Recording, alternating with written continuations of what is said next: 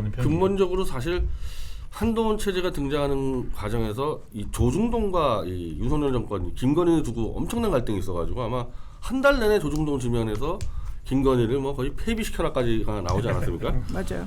그래서 그런 상황에서 윤석열 정권은 한동훈을 투입하면서 일단은 봉합을 시켰는데 이건 꽤 많이 알려진 건데 한동훈 뒤에 그 백그라운드 세력이 조중동과 이 재벌 세력들이 연결돼 있다. 그러니까 실제로 한동훈 자체가 윤석열과의 검사 라인 김건희 엮여도 있지만은 또 한동훈의 또 후원급이나 스폰서들은 또 조중동과 재벌이다 보니까 한동훈을 움직였을 수가 있어요. 너 이대로 갔다가 너 그냥 끝난다 김건희랑 같이. 그러면서 이제 이 김경률 씨도 사실은 이 조선일보하고 인터뷰를 하면서 비대위원 된 사람인데 이건 한동훈 비대위 체제의 전체가 다 조선일보 인터뷰한 사람들입니다. 한 2달 안에 전부 다 조선일보 인터뷰했던 사람들이 비대위원 됐으니까 조중동의 외향력이 한동훈을 좀 움직여드니까 정권에서는 이거 봐라 약간 좀 이제 분기를 잡으려고 근데 지금 넘어선 거 가지고 정말 한동훈은 목을 치려고 작정한 거냐 저는 거기서 의심이 있지만은 약간 좀 군기를 잡는 정도는 있지 않을까 까불면 죽는다 정도까지. 저는 어제 상황으로는 그 미디어 플레이가 사실은 한동훈 위원장의 오늘 강경 발언을 자극한 측면도 있다고 좀 생각을 하는 것이 한동훈 위원장은 기본적으로 서울중앙지검에서 공보관을 3차 점검에서 공보관을 해본 사람이기 때문에 미디어를 다루기 굉장히 능숙하거든요. 근데 어제 본인이 어떻게 보면 비공식으로 만났던 대통령 비서실장과의 대화 내용이 그 어느 한 방송에 8시 무렵에 나왔단 말이에요. 그로부터 30분 있다가 입장을 갈 길 가겠다고 낸 겁니다. 그런 상황들을 보면서 뭔가 저쪽 그 대통령실에서 본인을 미디어를 활용해 뭔가 주저앉힐 수도 있겠다라는 생각을 했기 때문에 그런 즉각적인 반응을 좀 했다고 보여지거든요. 그러니까 약속대련 얘기를 제일 먼저 한 게 아마 제가 게시판에서 얘기를 했었고 이준석 씨가 그냥 바로 제 걸 받든지 안 받는지 모르겠는데 우리가 흔히 약속대련 한다면 태권도에서 이제 미리 이제 어디 때릴 거 알려주고 하는 겨루기인데 태권도 하신 분 알 거예요. 약속대로다가 진짜 싸우는 경우 허다합니다. 처음에 약속을 하다가 너무 세게 때린 거. 그래서 이럴 수도 있는 거죠. 그러니까 오버액션으로 약간 바람만 잡으려고 그랬는데 서로의 약간씩의 이제 이거 바로 심하지 않냐 이러다가 진짜 싸우는 경우가 많이 있어요. 근데 지금 머리 좋게 움직이고 있는 게 잽을 집어넣고 있는 게 한동훈 위원장인 게 어제 그렇게 해서 언론 플레이 시작한 게 사실 저는 한동훈 위원장이라고 보고요. 거기에 맞장구 치면서 오히려 함정에 빠진 사람들이 이제 이용이라든가 뭐 이런 대통령실에 있는 사람들이라고 보고 오늘 대통령 곧바로 어떻게 했냐면 그만두라 그러니까 안 했잖아요. 한동훈 위원장이. 그리고 난 다음에 대통령이 민생 토론회 안 했어요. 뭐라고 했냐 감기 걸려서 안 했다고 했지만 사실은 매우 불편한 거였거든요. 한동훈 위원장은 날아다니고 있어 오히려.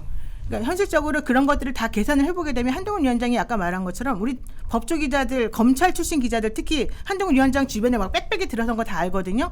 한동훈 위원장이 초창기 중앙지검에 있을 때만 해도 다 아시죠? 한동훈 위원장 사실 되게 인기 없었었고요. 되게 사람들이 싫어했었어요. 기자들이. 저는 좋아합니다. 제가 그 당시에 그 대변인을 했었기 때문에 정확히 알고 있었고 그 당시 만나는 기자들마다 저한테 다 한동안 욕했어요. 왜냐하면 하여튼 뭐 여러 가지 인성을부터 시작해가지고 별별 욕을 다 했었었는데 어느 순간부터 갑자기 이제 막 바뀌는 거예요. 왜냐하면 본인이 희생자가 돼버렸어요. 그 윤석열 대통령하고 같이. 그러다가 중간부터 이 사람이 이제는 기자를 어떻게 다뤄야 되는 걸 아는 사람이 돼버렸죠. 그리고 난 다음에 윤석열 대통령이 특검 가고 뭐하고 희생자 됐다가 이제 올라가는 와중에 갑자기 한동훈 3차장이 되고 이러면서 이제 갑자기 막 올라갔거든요. 그러면서 지금까지 기자들을 동원해가지고 여기까지 이제 막 이렇게 올라왔어요. 그걸 보면은 이분은 완벽하게 기자들을 통제하는 법을 이제 알게 된 건데 반면에 우리 대통령님께서는 그 거꾸로의 길을 지금 가고 있단 말이에요. 제가 봤을 때는 이분이 세련되게 뭔가를 지금 누구로부터 사수를 받아가지고 뭔가를 하고 있어요. 근데 나는 그 주변에 이 처가집 식구들의 뭔가 이 플랜들이 다 작동하고 있다고 좀 보는 거고 현재 그래서 이게 어제 오늘에 기획되어진 일이 아닐 것이다. 근데 어제 또 회의자 중에 하나 등장하신 분이 오늘 나오신 분이 이철규 인재영입 위원장 그분도 역시나 보면은 대통령실의 그런 용심도 반영을 하고 당에서도 지금 주류의 역할을 비대위원을 하고 계신 건데 이분이 오늘 기자들이 또 한동훈 위원장과 면담이 끝난 이후에 달라붙었을 거 아니에요. 그러니까 이제 이래저래 현안에 대해 물으니까 어떻게 말씀하시냐면 디올백 문제를 물었더니 그거를 반환해라 사과하라 하는 것은 불법이나 과오가 있을 때 하는 거다. 아니 불법이나 과오가 없고 실제로 몰카를 촬영한 세력이 불법인데 그 피해자가 왜 사과를 해야 되냐 이러면서 그 문제에 대해서 분명한 본인 입장을 피력을 했단 말이에요. 근데 이런 부분들이 약간 어떻게 보면은 그 이분이 어떤 지위에서 어떤 상황 인식을 하고 이런 얘기를 하는지가 약간 헷갈리기 시작하는 겁니다. 혼돈인 건데 뭐 이런 이철규의 태도 이런 건 좀 어떻게 좀 분석하십니까? 아니 그뭐 대통령실의 태도 아니겠어요? 헷갈리지 않죠. 사과 안 하겠다는 거고 지금 한동훈의 입장이 지금 정확히 뭐죠? 그럼 김건희 사과를 받겠다는 얘기입니까? 지금 그게 실종됐죠? 그건 실종돼 있죠. 실종되지 않았습니까? 네. 어쨌든 이게 덮어진 거라는 거예요. 이 부분에 대해서는 아직. 그래서 몰라요 앞으로 어떻게 될지. 진짜 한동훈이 이제부터 끝까지 김건희 얘기 안 하고 가는 수도 있는 거고 분명한 거는 윤석열 입장에서 한동훈을 쫓아내려고 마음 먹으면 쫓아내는 거는 문제 없다. 오늘이고 내일이고 마음만 먹으면 쫓아낼 수 있는 거다. 그래서 오늘 대통령실에서는 우린 그 개입 안 하겠다고 다시 또뭐 그렇게 놓기로 지금 하고 있죠. 정치적으로. 네. 근데 그거 뭐 지금까지 2명이나 쫓아내는데 그것도 지금까지는 당원들이 뽑은 당대표를 쫓아냈잖아요. 한동훈은 당원이 뽑은 당대표가 아니에요. 그냥 위에서 윤석열 임명한 그걸 못 쫓아내겠습니까? 그래서 만약에 안 쫓겨난다 그러면은 윤석열이 쫓아낼 생각이 없는 거지. 한동훈과 윤석열 싸움에서 한동훈이 이겼다? 이거는 집권여당에서는 불가능한 얘기죠. 해석 불가한. 근데 뭐 어떤 사건에 대해 우리가 변명을 할 때 우리가 공개된 팩트라는 게 있잖아요. 부정할 수 없는 팩트가 있고 그 팩트의 요소들을 모아서 약간 대안적 진실을 만들어야 변명을 하는데 지금 김건희 여사가 백을 받은 건 부정할 수 없는 사실인데 한동훈 입장에서도 이걸 자꾸 대통령실에서 부정을 하려고 하니까 근데 가령 전 이거 대통령실에서 훨씬 더 부드럽게 넘어갈 수 있는 뭐 가령 잘 모르고 받았는데 무안하실까봐 나중에 좀 더 정중한 방식으로 돌려드리려고 했다. 이렇게 촉이 이렇게 그렇게 하면 그 말을 믿고 싶은 여당 지지층이 분명히 있거든요. 그렇게 하면은 야당에서 아무리 뭐 혹시 김건희 여사의 의도나 향후에 어떤 행동을 하려고 했던 건 증명할 수 없는 부분이기 때문에 굉장히 부드럽게 넘어갈 수도 있었는데 그거 최소한 사실조차를 설명하지 않으려니까 되게 어떻게 보면 직장 상사가 불가능한 프로젝트를 시키고 있는 걸 약간 미쳐버리기는 막 그런 꼴이 되니까 한동훈 비대위원장 입장에서 그 정도는 어느 정도 좀 설명을 해주고 그래야 사람들한테 할 말을 만들어줘야 되는데 굉장히 말을 할 수 없도록 그 사실 누구나 눈으로 보면 아는 사실 자체를 말할 수 없도록 하니까 한동훈 위원장에서 그런 부분에서 좀 이견이 있고 근데 이철규 의원의 입장을 봤을 때는 여전히 약간 이런 대안적인 진실이나 그런 것조차 만들려고 하지 않고 있다. 대통령실은 여전히 그래서 갈등은 좀 유지될 것 같네요. 여기서 또 한 가지 이슈가 더 등장을 하죠. 어제 이제 대통령실의 관계자 워딩으로 나온 것들을 보면은 결국은 대통령은 시스템 공천에 대한 굉장히 큰 지론이 있는 사람이다. 그런데 김경률 비대위원을 서울 마포홀에 이렇게 사천하면서 실제로 이 시스템이 붕괴된 상황이 굉장히 분개하고 있다. 대통령실은 그런 워닝을 한동훈한테 주고 싶어 하는 것이다. 이러면서 김경률의 공천 이슈를 들고 나왔어요. 변 대표님. 그거 그냥 다 흘려듣고 있지 않나요? 그 얘기는? 아니 그러면은 그 전날에 그 원희룡하고 그 계양을 건은 왜 얘기 안 합니까? 그건 시스템 공천인가? 그리고 지금까지 시스템으로 뽑힌 당대표 2명을 날려버렸는데 무슨 시스템이겠어요. 그건 핑계고 결국 김건희 문제가 이슈고 제가 자꾸 디올백 얘기하다 보니까 이제 저도 지금 갑자기 생각이 들었는데 실제로 지금 김건희에 있어서는 주가 조작에 대한 특검 문제가 이번에 뉴스타파의 특종으로 이게 불붙어야 되는데 수익이 드러났죠. 예, 완전 입사망의 수익이 드러나서 이게 불붙어야 되는데 어느 순간에 디올백으로 축소가 되면서 디올백 가지고 유선 한동훈이 막 싸우니까 이거 나중에 이거 봐라 디올백 하나만 쑥 하면 사과해주면 다 퉁치는 거 아닌가 이슈 전환에 성공한 측면이 있어요. 예. 그리고 좀 더 첨언을 하면은 사실은 뭐 노영희 변호사님 법률 전문가시지만 청탁금지법이라는 것 자체가 배우자가 수수하면 처벌한 조항이 없어요.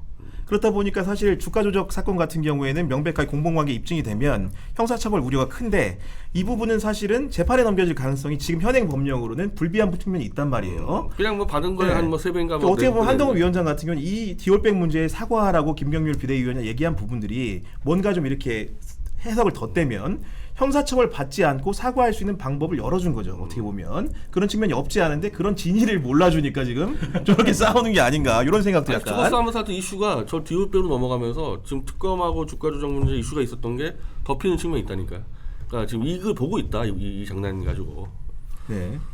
그래서 뭐 민주당 입장에서도 디올백이 좀 양날의 검이죠. 디올백 문제 어떻게 보면은 이 도이치모터스 건에 비하면 작은 건이라고 형사적으로 봤을 때 할 수 있어서 이 특검을 거부한 문제가 마치 김건희 특검을 거부한 어떤 대통령 자체의 문제가 김건희 여사가 백을 받았냐 안 받았냐, 그 백을 받은 게 잘못이냐 아니냐의 문제로 축소되는데 대중의 관심이 이렇게 쏠리면 또 그걸 비판을 안 할 수가 없고 사실 뭐 특검이나 주가 조작 그런 문제가 사실 대중들이 단번에 이해하기 좀 어려운 주제일 수 있기 때문에 좀 민주당의 고민도 깊고 저도 어쨌든 민주당의 일원으로서 좀 어떤 방식으로 나아갈지 고민이 좀 되더라고요. 노 변호사님, 네. 한 가지 여쭤보고 싶은데 법률가시니까 좀 이렇게 조언을 좀 구하면, 그러니까 이걸 당무 개입이라고 하는 사람도 있습니다. 그럼 현행법 위반 소지가 있다. 민주당 같은 경우에도 오늘 보니까 그런 취지의 백브리핑을 한 것 같아요. 그러면서 이제 국민의힘 당원에는 기본적으로 대통령이 당직을 겸직하지 못하게 돼 있고, 그리고 공직법 선거법 상에서도 뭐 이제 공천 과정에 이렇게 의견을 내는 행위가 경선에 부정 개입한 그런 부분이 될 수 있다, 이런 얘기를 하는데, 실제로 대통령의 언행과 이런 것들이 이런 현행법 위반 소지가 있는 겁니까?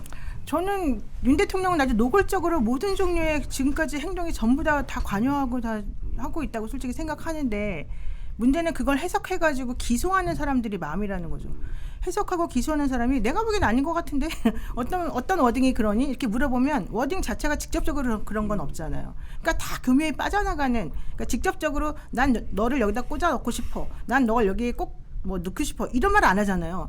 우리 당은 시스템 공천에 의해서 명확하게 잘 하면 됩니다. 뭐 이렇게 공정하게 하면 됩니다. 이런 말밖에 안 하는 거잖아요. 추상적인 차원에. 네. 그렇게 되면 사실은 어느 말을 어떻게 끼워 넣어서 어떻게 해석하면 이렇게 된다라고 하는 것을 해석하고 법을 적용하는 그 검사들이 내가 생각해서 그냥 얘가 싫으면 요거는 이렇게 해석해 볼 수 있어라고 해서 재판에 올려놓는 거고. 그렇지 않으면 그러면 아닌 이게 충돌이 거지. 진짜란 전제긴 한데, 윤 대통령이 한동훈 위원장한테 직접 전화를 해서 사퇴하라고 안 하는 것도 그런 추후에 혹시 현행법 위반 소지라든가 이런 것들 가만히 있을 수 있습니까? 원래는 당연히 그러겠죠. 한동훈 위원장이 대통령과의 통화를 녹음을 해서 증거를 내놓는 거죠. 그랬더니 대통령이 야 너 거기 왜 있어? 너가 당에 있으면 안 되니까 나가. 너 거기 당에 내가 우리 와이프의 뭐 이거를 해결하라고 보냈더니 왜 일을 그따위로 해? 너 내려가. 이렇게 말하면 정말 완벽히 문제가 되는 거죠. 네. 근데 그런 게 있을지 없을지 모르죠. 아마 그런 것들은 있을 수도 있겠죠. 직접 불가능한 통화하는 게 모습까지 있어서. 알려진 걸로는 뭐 없는 그것도 것으로. 적극적으로 수사를 해서 뭐 압수수색까지 해서 그런 발언을 했다거나 그런 뭐 회의 자료가 있다거나 찾아내려면은 경찰이 이제 의지를 가지고 할 수 있을 텐데, 검찰이 윤석열 대통령을 상대로 뭐 할 수도 없고 법적으로 할 수도 없고 하기도 어려울 그런 상황을 할 리도 없다. 근데 그거 박근혜 사례 때는 그건 이제 이 경제수석 조원동 경제수석이 CJ 이미경 회장 물러나라, 그거 박 대통령이 지시한 걸로 해가지고 박 대통령이 직권하면 징역이 됐죠. 됐기 때문에, 그러니까 기소를 네, 어떻게 하냐에 따라 다르다. 사실은 검찰이 마음만 먹으면 할 수 있는 거죠. 직권남용 가능성이 열려 어쨌든 있다. 지금 비서실장이 한동훈 물러나라고 얘기를 한 부분에서 지금 부정을 안 하고 있거든요. 그럼 그 비서실장은 누구한테 들었냐 이거예요. 그 물러나는 얘기를. 그렇게 되면 당연히 윤석열까지 가기 때문에 기소하려면 마음먹어 할 수 있는 거죠, 사실. 근데 여기서 또 정영환 공천관리위원장 반응도 좀 재밌더라고요. 오늘 이제 기자들하고 문답을 했는데 내용 읽어보니까 기본적으로 공천 문제, 이제 김경률 공천 문제 얘기하면서 한동훈이 오바했다, 뭐 이렇게 하면서 어떻게 보면은 맥락에 따라서는 뭔가 윤석열 대통령 약간 편을 들어주는 듯한 그런 얘기도 한 것 같던데, 공관위원장의 이런 태도는 좀 어떻다고? 공관위원장은 당연히 윤석열이 임명했으니까 당연히 윤석열 편이 당연하죠. 그러니까 공관위원장부터 공관위원, 심지어 비대위원까지도 사실 한동훈이 임명한 사람은 없었다고 봤는데, 이제 김경률하고 어쩌고저쩌고 하니까 김경률하고 원래 친했다 어쩌고저쩌고 하지만은 그 비대위원들의 공통점은 전부 다 2개월 안에 조선일보와 인터뷰했다는 공통점이 있었거든요. 그러니까 사실 한동훈은 그 당 안에서 당 조직은 말할 것도 없고 공관위원 비대위원하고도 사실은 세력이 없어서 아무것도 아니에요. 예, 그냥 나가라면 나가야 되는 상황이고, 이걸로 대권을 간다? 지금 보수 유튜버들이 오늘 일제히 한동훈 주기로 돌아섰는데, 이 전체적으로 이 집권 여당은 이제 권력을 따라가니까 대통령하고 누가 싸운다고 무조건 대통령 편들게 돼 있습니다. 그건 예전에 박근혜하고 뭐 김무성이 싸우든 뭐 유승민이 싸우든 그렇기 때문에 한동훈의 대통령하고 들이받자고 대권 간다는 그 길도 없습니다. 예. 그러면 하나만 더 여쭤보고 첨언을 드리면, 보수 유튜버들이 대동단결해서 지금 이제 뭔가 한동훈을 압박한다 그랬는데 그 보수 언론은 왜 지금 한동훈을 두둔하는 거예요? 그 조중동하고 이거랑 다르죠. 이건 보수 유튜버들은 그냥 권력을 따라가는 거고, 이 지금 이 이슈는 사실은 조중동하고 윤석열하고 거의 3개월 전부터 계속 싸워왔던 관계니까 어떻게 보면은 조중동이 한동훈을 포섭한 게 돼버린 거죠. 그래서 이 싸움은 아직 안 끝났죠. 지금. 오늘도 아마 조중동 지면 보니까 계속 이 문제 가지고 거론하는데 이건 정리가 아직 안 된 것 같습니다. 뭐 윤석열이 끝나도 조중동의 권력은 계속 되어야 하기 때문에 뭐 그런 고민들도 하는 거겠죠. 네, 그렇게 보이고 결국은 이제 이 뭐 양태나 배경을 좀 봤는데 전망 문제가 남을 것 같아요. 결국 이 싸움의 결말 어떻게 될 거라고 보십니까, 노 변호사님? 저는 일단은 현재 권력과 미래 권력을 가지고 싶어하는 사람들 간의 욕심이 누구에게 얼마나 강하냐, 그래서 그 사람을 지지해주고 끌어줄 만한 그 동력이 누구에게 얼마나 있느냐, 이거에 따라서 다 달라질 거라고 보고요. 어떤 관계든 그렇게 공고하게 끝까지 가는 관계는 없다. 결론적으로 지금 한동훈 비대위원장과 윤석열 대통령 간의 관계는 금이 가기 시작했고 일단 금이 갔다. 그리고 김건희 여사가 상당히 불편하다. 근데 그게 사실은 이 상황의 시발점이라고 보고요. 그 둘이 영원히 권력을 나눠 가질 수 있다는 게 확보가 되고 뭐 보존이 되면은 상관이 없겠지만 그게 아닌 상황이라고 한다면 결국은 이 상황을 기점으로 해서 앞으로 상황이 급변하는 것 따라서 물론 이제 그 시간이 얼마나 빨리 되냐 늦게 되냐는 있을지언정 분명히 분열이 시작되고 있다. 이렇게 분열이 봅니다. 시작됐다. 우리 황 작가님은 저는 뭐 결국 윤석열 대통령이 이기긴 하겠지만 굉장히 큰 상처를 받을 것이다. 지금 한동훈 위원장이 착각을 하는 게 지금의 인기나 뭐 지지도라는 것들이 본인 고유의 것이라기보다는 결국 윤석열 대통령 혹은 뭐 여당 지지층이 꼬은 것. 어쨌든 뭐 지금 윤석열 대통령 세력에서 가장 앞서 있는 뭐 대권 후보이기 때문에 1위가 나오는 건데 그것이 자신의 독자적인 것으로 이제 공고할 것이다 이렇게 기대를 하는데. 그렇지 않을 것이다. 근데 하지만 또 윤석열 대통령 입장에서 그렇기 때문에 한동훈 위원장을 주저앉힐 수는 있겠으나 그러면 대체 윤석열 대통령이랑 사이가 좋은 사람은 누구냐? 윤석열 대통령이 안 싸우는 사람은 한동훈이랑 마저도 이렇게 싸우면은 윤석열 대통령 누구랑 같이 갈 수 있는 거지? 라는 이미지가 더 셀 거기 때문에 굉장히 뭐 윤석열 대통령이 이기긴 하겠지만 큰 상처를 받을 것이다. 이렇게 보입니다. 지금 제가 놀란 게 그 황 작가님 얘기해 주신 부분이 오늘 여의도에 나온 지라시 내용과 너무 비슷해요. 그래가지고 이제 혹시 작성한 거 아니시죠? 아닙니다. 네, 아닙니다. 네. 지라시도 안 봤습니다. 아니, 아니요. 뭐 이렇게 그 지지자가 27기, 28기, 29기래잖아요. 그렇죠. 뭐 그런 얘기가 있었는데 찌라시에서 지금 원희룡 얘기 나오고 그 있잖아요. 원희룡 예. 두 개가 돌았습니다. 비대위원장, 네. 비대위원장 원희룡. 그 원희룡 비대위원장 나온 김에 좀 말씀 좀 가능성 있는 시나리오입니까? 아니면 이거 터무니없는 그건 겁니까? 그냥 같은 윤석열 마음이에요. 예, 윤석열이 정말 쫓아내려고 마음 먹으면은 뭐 이번 주에 쫓아낼 수 있는 거고 원희룡 앉힐 수 있는 거고 그 윤석열 지지율이라는 거는 이미 집권 초기에 그냥 와장창 떨어졌기 때문에 한동훈이 들어오든 원희룡 들어오든 뭐 그대로 버틸 거다. 이 30% 초반 가지고 그 자신감 가지고 있는 거고 아까 우리 작가님 말씀대로 한동훈이야말로 만약에 뒤에 그 기획사가 붙었다는 얘기가 많이 들잖아요. 한동훈이 들고 다니는 던킨 도나츠부터 전부 다 기획사 갖고 있는 얘기가 있는데 기획사에 바람 들어가지고 이게 내 인기라 그러면 한동훈 착각하는 거죠. 그래서 아니 어제까지만도 한동훈 만세 부르던 유튜버가 오늘 다 돌아섰다니까요 한 번에. 그러니까 한동훈에 대한 지지는 전혀 없고 권력에 대한 지지이기 때문에 이 집권 여당의 지지는 한동훈 지지층은 없다고 봐요. 누가 와도 치환될 수 있는 대상이다. 그냥 끝나는 거죠. 권력하고 돌아서는 순간 끝나는 거죠. 근데 이제 요거 이제 결국 한동훈 위원장이 만약 나간다, 몰아낸다는 가정에서 몇 가지 시나리오가 있는 것 같아요. 하나는 뭐 의원총회를 열어서 의원들의 총의를 모아서 다수의 의견을 확인한다. 이런 방식이 있었고, 아니면은 전에 앞에 이준석 대표 내보낸 대로 최고위원들이 하나 둘씩 사퇴하는 방안. 아니면 또 이제 뭐 또 윤리위를 소집해서 뭔가 좀 공천의 부적절한 부분들을 문제 삼고 요걸 회부해서 법적인 방식으로 내보내는 방안이 거론이 되는데 실제로 뭐 이런 시나리오 뭐 어떻게 보십니까? 근데 그건 방법론의 문제인데 이건 더 쉽죠. 이건 당원이 선출하는 게 아니기 때문에 그냥 비대위원들 다 제가 말한 대로 비대위원들은 한동훈이 선출한 사람들이 아니기 때문에 그냥 비대위원들이 보이콧하면 끝나지 않겠어요? 뭐 김경수 지도부 된 자체가? 다음에 예. 우리 PD 회의를 열 수가 없으니까. 그냥 안 들어가면 끝나는 거 아니에요? 노 변호사님 어떻게 좀 보세요? 저는 제일 그냥 무난하면서도 대통령 입장에서 하기 쉬운 거는 의원총회 열어가지고 정리하는 게 제일 쉬울 것 같아요. 왜냐하면 국민의힘 의원들이 아직까지 지금 대통령에 대한 의존도가 높고 충성도가 있기 때문에 저는 그렇게 하는 것이 가장 무난하게 좀 정리될 수 있을 것 같고 아까 이철규 의원 뭐 얘기했지만은 그분 입장에서도 아직까지는 그냥 계속해서 충성하는 모습을 보이거든요. 이것저것 가리지 않고. 그리고 그래야지 아직 공천이 좀 정리 안 된 상황에서 그분이 잡을 수 있는 지푸라기라고 저는 보거든요. 저는 그래서 만약에 제가 대통령이라고 한다면 내 영향력이 아직 미치는 상황에서 저는 그런 방법을 택할 것 같아요. 그게 그래도 가장 명분을 쌓게 만드는 거죠. 근데 뭐 그렇게 되면은 국민의힘 수도권 의원들을 중심으로 해서는 여전히 김건희 리스크랑 플러스 윤석열 대통령의 독단적 운영의 리스크가 더 붙어서 총선을 치러야 하는 문제가 사실 남아 있기 때문에 한동훈 위원장을 물러설 수 있는데 오히려 이게 점점 뭐 가령 뭐 특검에 대한 제의라던가 그런 부분에서 익명투표에서 어떻게 튀어나올지 모르는 굉장히 해결이 되는 것 같지만 점점 이 폭탄을 키우는 방식으로 당내에서 아니죠. 그래서 국회의원들도 자기 나름대로의 딜을 할 수 있는 걸 가지고 있는 거죠. 본인들도 결국 공천을 받아야 되는데 대통령 네 맘대로만 계속 할 거야? 우리도 이 카드가 있어. 우리도 김건희 특검법에 대해서 제의할 때 우리도 가지고 있는 게 있어. 이걸 보여줄 수밖에 없는 거죠. 그런데 어쨌든 뭐 민주당 주장은 약간 공천이 끝나는 시기에 이 특검 제의를 처리하자 뭐 그런 지금 주장이다 보니까 막상 공천이 어느 정도 정리가 됐고 당장 자기가 주민들 만나서 해야 되고 중도층 유권자를 가져야 된다고 마음이 급해지면은 지금 눌러져 있는 이 김건희 리스크가 오히려 총선 직전에 굉장히 이상한 방식으로 그리고 국힘에 굉장히 타격이 큰 방식으로 터져 나올 가능성도 저는 좀 있다고 봅니다. 저는 반대로 이제부터 한동훈이 김건희의 김자도 안 꺼내는 겁니다. 그냥 가는 거예요. 이렇게 오버액션을 통해서 덮고 가는 정리를 하고. 더 가서 그럼 갈 수 있죠.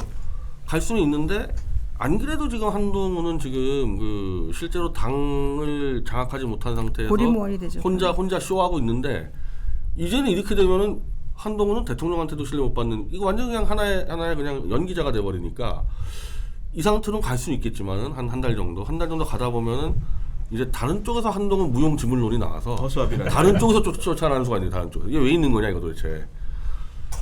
네, 그렇게 좀 해석을 해주셨고 공교롭게도 오늘 국민의힘 4.19 총선 앞두고 현역 의원 교체 지수 조사를 하는데 여론조사 평가를 또 오늘부터 이렇게 전화를 돌린다고. 그게 특히나 이제 100 중에 40에 해당하는 굉장히 큰 포션이에요. 결국 뭐 갈등을 전제로 한 것이긴 하지만은 뭐 윤심 한심 선택받는 상황도 올 수 있을까요? 그 가급적 교체 수를 높이려고 이 수치를 만들어 놓지 않겠습니까? 특히 이제 국힘당 같은 경우는 현역들이 대부분 영남권에 몰려있기 때문에 영남권 교체가 지금 이 윤석열 입장에서는 가장 중요한 미션이에요. 영남권을 얼마나 많이 교체하냐에 따라서 자기사 막는 거니까 교체 지수를 아주 높이 설정하도록 하겠죠. 그럼 이제 그것만 가지고 그러니까 시스템 공천이라는 게 시스템상으로 교체 지수를 높여버리면 그냥 자동으로 된다는 거 아니에요, 쉽게 얘기하면은. 그래서 그 부분 같은 경우 아마 하나 또 하나의 내관이 될 겁니다. 네. 저는 아마 최소한 이 영남권이 한 68석 부울경이 68석이면 한 절반 이상은 절반 이상은 목표로 날리는 건 목표로 하고 있을 겁니다. 근데 참 아이러니한 측면은 뭐 김병률 비대위원도 얘기했지만 수도권 민심이 사실 심상치 않다. TK는 한가하다 뭐 이런 주장을 한 거잖아요.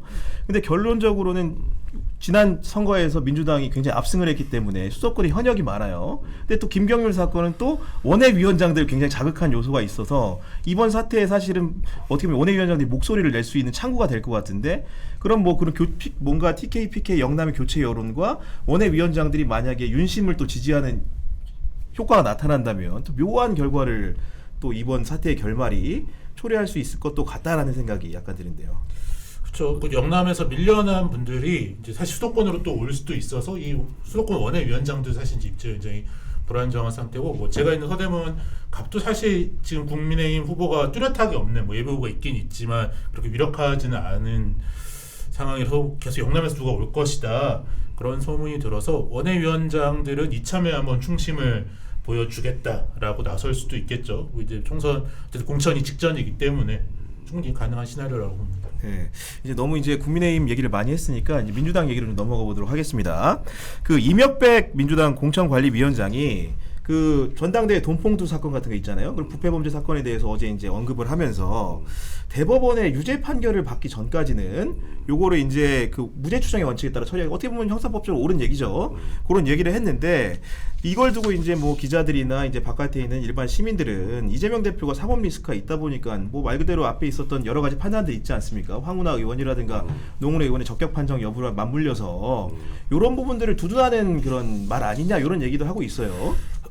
아니 그건 사실 이제 일관성의 문제에서는 이재명 대표가 지금 재판을 받고 있는데 돈봉투 사건은 지금 재판받는 사람이 윤관석 의원밖에 없어요. 아직 송영길 대표 시작 안 했기 때문에. 그럼 21명은 아직 수사를 안 받는 사람도 있는데 이 사람들을 공천 불이익 준다고 평소에 저는 안 맞는 부분이 있지만 근데 사실은 송영길 대표 지금 탈당한 상태고 그렇죠.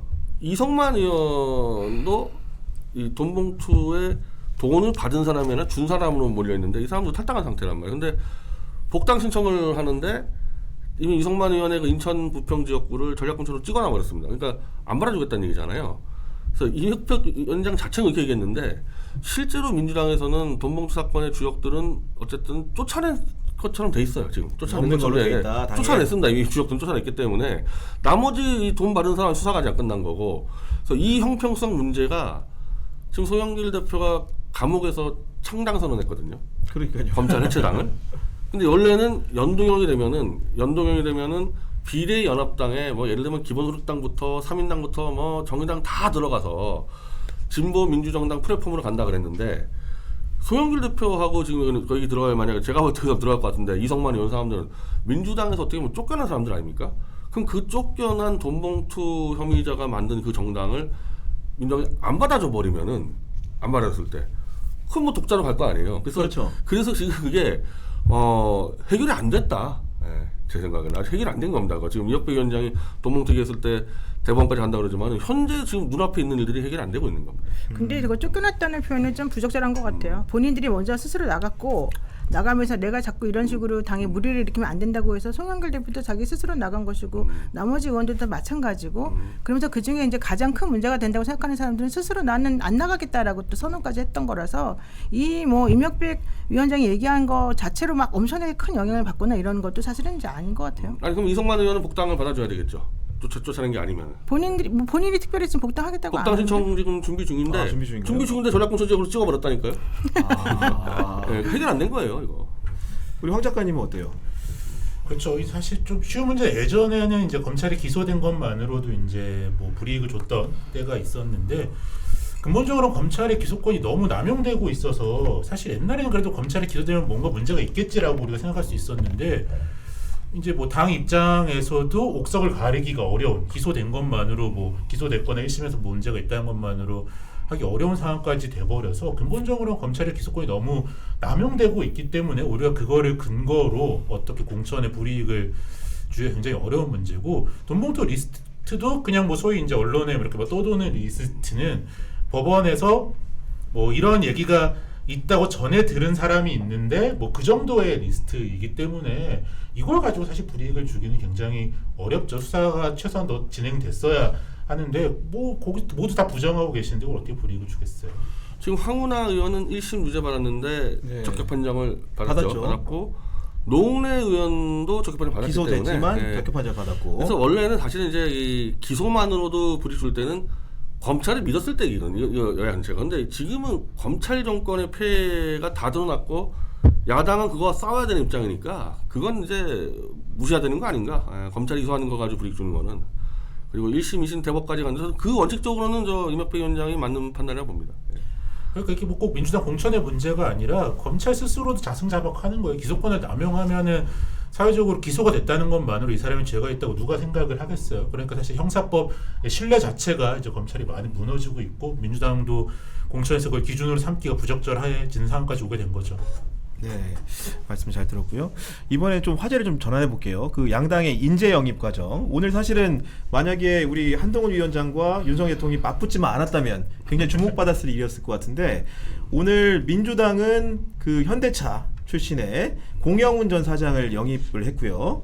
그리고 그에 앞서서 국민의힘은 삼성전자 갤럭시 뭐 신화라고 하는 고동진 전 사장을 영입을 했습니다. 그러면 삼성과 현대차 뭔가 이제 우리나라의 양대 그룹을 대표하는 사장급 인사들을 영입을 했는데 그 요분들의 영입들 뭐 어떤 셈법이 좀 있을까요? 근데 그 삼성이 영입이 사실 좀 문제가 됐었죠. 왜냐면 한동훈 위원장이 영입한 거로 돼 있는데 재벌 수사를 했던 특수부 출신이고 삼성의 그 바이오로직스 분식회계 문제도 수사했으면서 삼성을 지금도 수사를 하고 있지 않습니까? 재판하고 있죠. 예. 그런 식으로 압박을 하고 윤석열 대통령은 심지어 자기가 잡아놓은 이재용을 막 끌고 다니면서 어떻게 보면 피의자이자 막 피고인을 막 끌고 다니면서 자기의 활동을 이제 지원하도록 하고 그런 상황에서 삼성의 대표적인 CEO를 또 막 영입을 하고 그러니까 도대체 삼성을 다 빼먹는 거 아니냐 이거는 지금 마음대로. 그러니까 무슨 기업의 이 입장을 대변하기 위해서 기업을 이제 이 자발적으로 그 사람들이 왔다기보다는 끌려온 느낌이 든단 말이에요. 예, 삼성 같은 경우는 좀 그런 경우가 좀 많이 있었단 말이에요. 지금까지 하는 거 보면. 그래서 이거 또 하나의 정경유착 아닌가. 그래서 별로 모양새가 안 좋았는 상태였는데 이제 또 야당은 이제 또 현대차를 또 끌고 오니까 이거 별로 안 좋다. 예. 황 작가님은 어때요? 우리가 또 이번 지금 국회에서 양양자 의원이라는 약간 성공적으로 평가하기 어려운 사례가 있기는 있죠. 삼성전자 임원을 데리고 왔는데 뭐 정말 뭐 삼성에서 어떤 뭐 혁신적인 문화를 배워왔냐 그렇기도 없고 뭐 그거는 삼성과 관련없이 본인의 문제긴 하지만 여러 가지 뭐 성범죄 2차 가해 논란으로 결국 탈당을 하시게 됐는데 기본적으로 어쨌든 뭐 우리 사회에서 재벌의 중요한 역할을 양당 모두 인정한 거라고 봐야 되는데 저는 이제 뭐 재벌 기업이 있다고 하더라도 뭐 복지국가로 같이 갈 수 있는 그런 모델들도 얼마나 있고 민주당의 재벌 그룹에서 배울 것들도 굉장히 많다라고 생각을 하는데 또 이게 뭐 한편으로는 이렇게 영입 인사를 했을 때 민주당이 좀 재벌에 대한 입장 분명히 해야 된다. 재벌의 노동이라던가 아니면 뭐 과세의 문제라던가 지배구조의 문제 그런 것들에 대한 입장을 좀 강하게 하면서 우리가 어떤 것들을 재벌로부터 우리 사회에서 기여하도록 하고 또 민주당이 조직적으로도 배울 것이며 또 어떤 재벌이 사실 그 대기업들이 한국 사회에서 가장 프론티어에 있는 역할들을 하는 부분들이 있기 때문에 어떻게 활용하고 어떻게 또 이것이 국민 모두의 혜택에 가도록 할 것인가에 대한 대안은 좀 같이 나올 필요가 있겠다라는 생각이 좀 들었습니다. 근데 이게 아까 뭐 변 대표도 얘기했지만 사실 우리나라 재벌들이 참 이중적 구조를 가지고 있죠. 한편으로는 희생자고 한편으로는 약탈자의 입장인 것 같고. 근데 양 당이 모두 다 인재 영입에 계속 그동안 실패해 왔어요. 이번 인재 영입 보면 누가 기억이 나요? 솔직히 말해가지고. 그러니까 국민의힘이 영입한 인재도 지금 생각나는 사람이 거의 없을 정도. 뭐 제일 생각나는 사람이 누굽니까? 다 이상하게 망발한 사람들 몇 명 생각나고 막 갑자기. 그다음에 민주당도 마찬가지. 류사명 총경 좀 반짝 이렇게 기억에 났다가 사실 지금 뭐 특별하게 지금 나오지 않잖아요. 그러니까 음지에서 조용히 자기 일을 전문적으로 열심히 하는 그런 사람들을 이제 인재영입으로 이제 뽑아놓는 게 원래 원칙이지만 그럼에도 불구하고 당 입장에서는 그런 사람을 뽑음으로 인해서 당의 이미지를 올리고 그 다음에 그런 사람들로 인해서 정치가 좀 더 발전하고 이런 게 같이 가져야 되는데 지금 양쪽에서 인재의 난이 지금 벌어지고 있는 거예요. 그러다 보니까 제일 손쉬운 방법으로 지금 이 재벌들을 또 이렇게 손을 지금 뻗치고 있는 거잖아요. 이게 사실 문제인 것 같아요. 재벌하고 이 조중동 이 족벌 재벌 언론은 아니 웬만한 정치 부자들 알 거예요. 이 재벌 CEO가 국회의원 들어오고 조중동의 언론인 국회 들어오잖아요. 아무 때나 오너가 불러댑니다. 그 사람들 그 국민에서 일하는 게 아니라 재벌 오너하고 조중동 오너에서 일한다는 거 다 알아요. 그걸 좀 경향신문 사설에다가